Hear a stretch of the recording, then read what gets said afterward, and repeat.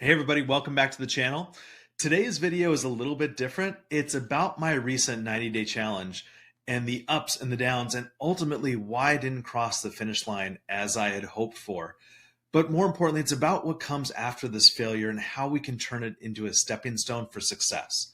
Let's dive right into it.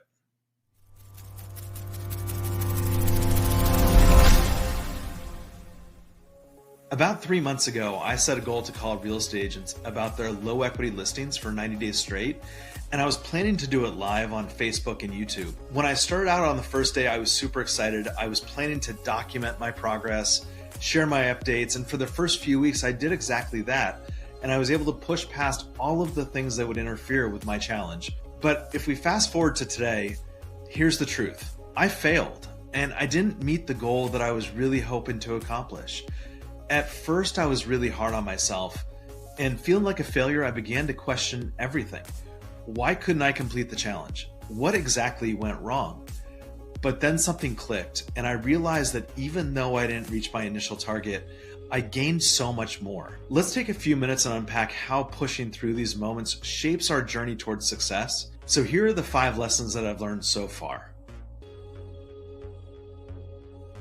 Every time we face a setback, it tests us, but more importantly, it offers us a really unique opportunity. When plans fall apart and we choose to move forward, we aren't just surviving, we're actively building our resilience. This emotional and mental strength acts as both a shield and our guide through all of our challenges in life. Remember, every failure carries a lesson. Each lesson fortifies our resilience, integrating these experiences as essential chapters into our success stories. Setbacks aren't the end of the path. In fact, they're the moments that prepare us for what's coming next. When we encounter failure, we're given a chance to stop and really think deeply. It's the perfect time to ask ourselves critical questions like, what went wrong? How can I improve? Is there another way to approach this problem? This process isn't about just correcting mistakes. It's about creating more effective strategies and fostering significant personal growth. Reflecting on our failures allows us to open doors to new methods and ideas that maybe we've never even considered before. When things don't go as planned, it's natural to hold tight to our original methods and expectations. But what happens next when we keep hitting the same wall? That's where flexibility becomes our greatest ally. Flexibility allows us to pivot and adapt to ever-changing circumstances. It opens up new pathways, sometimes even better than what we initially imagined. It's not just about adjusting our actions, but also broadening our mindset to welcome change and tackle obstacles from multiple angles. Each failure brings with it a moment of truth where we come face to face with our own limitations and challenges. And it's not just about acknowledging that we've fallen short, it's about understanding why. This process teaches us humility, reminding us that we are all, in our own ways, works in progress.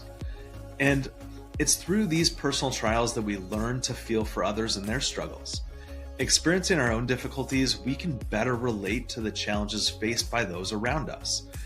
In fact, this doesn't just increase our capacity for empathy, but it strengthens our relationships and enhances our roles as teammates, friends, and leaders. What happens when you see repeated failures? They're tough, obviously, but they also teach us where our focus should be. Instead of obsessing over the outcome, what if we found joy in the challenge of the work itself? What if we focused on the doing rather than on the achieving? By immersing ourselves in the enjoyment of our tasks, we shift our perspective slightly. We learn to appreciate each step, each stroke, each line of code, each phone call, each meeting that we take with a real estate agent. This shift doesn't just reduce the pressure, but it makes our efforts more sustainable and satisfying. It transforms the way that we live and we work. I'm ready to refocus and to recommit, and I'm going to set new realistic goals based on what I've learned so far, and I'm sure that I have a lot more to learn as I continue to move forward with it.